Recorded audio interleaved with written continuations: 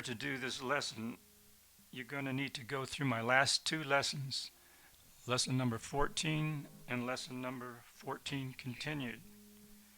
Autumn leaves. Okay. First we learn the chords. You need to know the chords to autumn leaves, and you need to know the straight melody in the 7th position.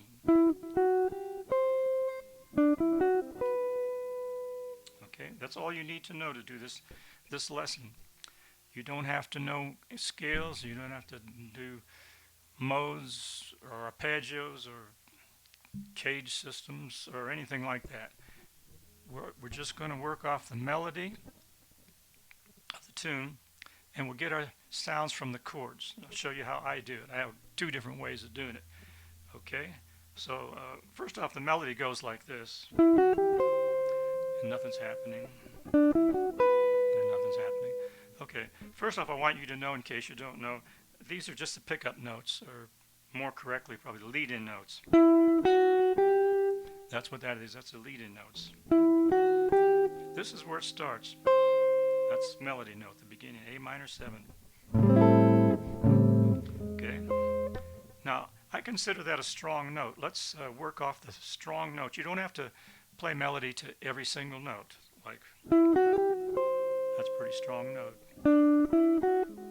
There's another strong note. Okay. You don't have to use all the melody notes. Just give them enough melody note to let the audience know what the song is, at least. The first way I'll show you, most people won't want to do it, but I'll get it out of the way first. I used to do a lot of this. I just take this melody, get the melody in my head, and grab a chord. You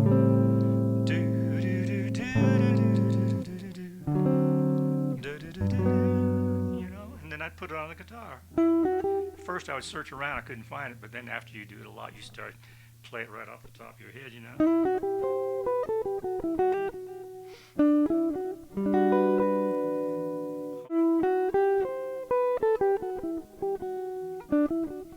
I'm not worried about playing in time either. Okay, now we can add a little to that.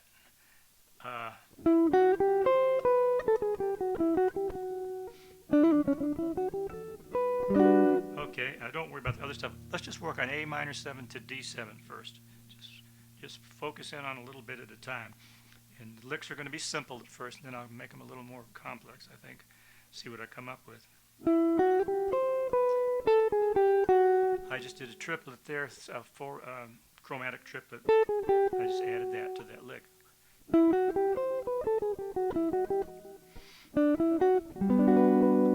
Okay, just simple stuff so far. Okay, now what I'm doing, you can work I'm working down from the melody. Okay, you could take the first two strings and only play something on the first two strings and get a little something happening.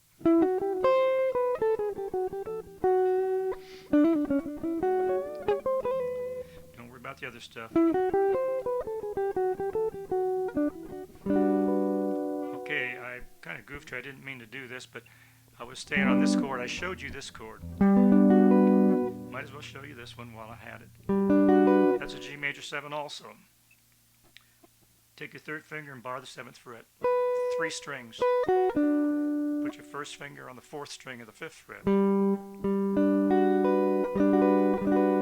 Okay, so we got that. That's another chord another G chord you'll want to use. It's a little easier to use.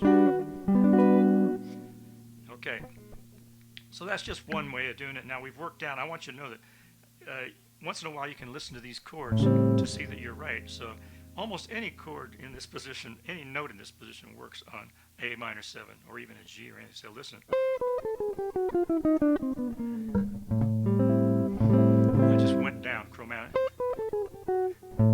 Almost all those notes will fit if you kind of put them in the right places, you know. Just anything works. A bad note always resolves to a good note. It's my theory. Now we've gone down from the melody note. This is the melody note. We've gone down. Well, we can always go up. Go for that note. Just play around.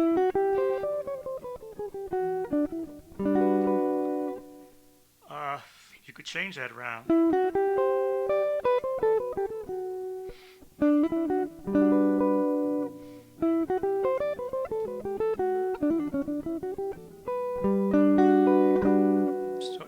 out this other stuff. I can't help myself. Um, so now we've gone up. Now, one of my favorite things is skipping strings. You can get a lot of stuff going. From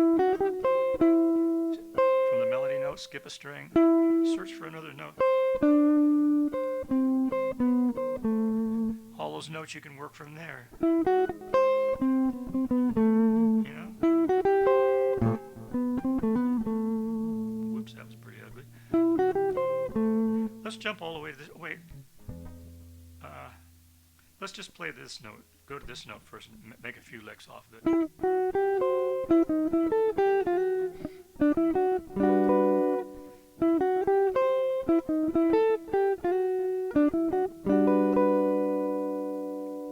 You can add a little to that, a little chromaticism.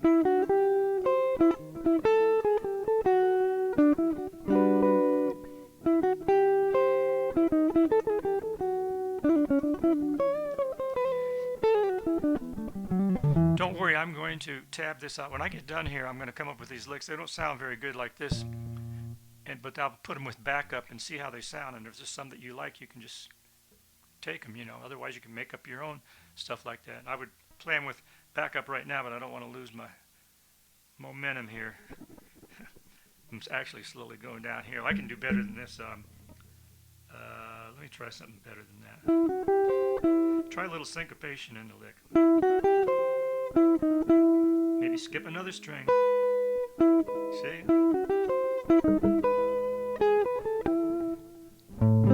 You can check it to make sure it sounds like an A minor 7. It's kind of neat. I kind of like that. I might use that later. But you...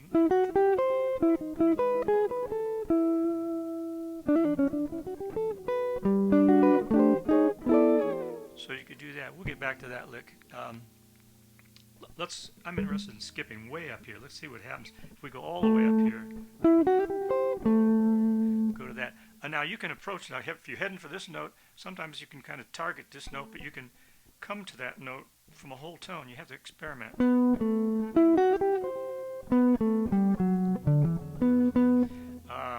You can come from a half step up to that note and target, and you can go from there.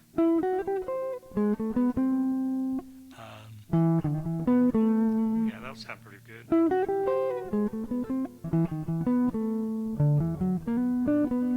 I can do better than that.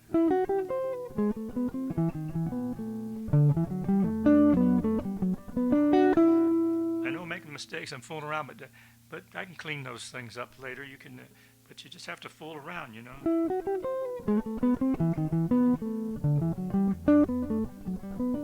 Another thing, I don't want you to get too locked up in this 7th position. You can move these things around. You want to get playing up and down the neck, you want to go all over like Django Reinhardt or something, or Joe Pass or something, you know, eventually. So,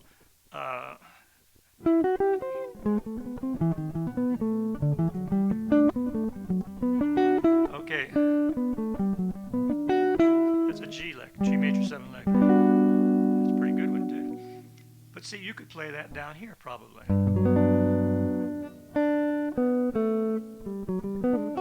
Yeah.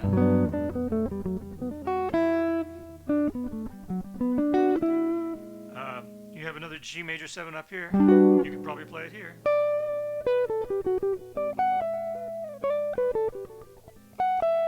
Change it to the higher octave like that. So, okay, and so you could take the first few licks I put in there, and you can go like this. Like say, here's the first lick, I think.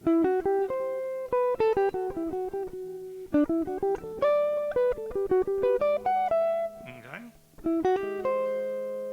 You could do any of the other licks.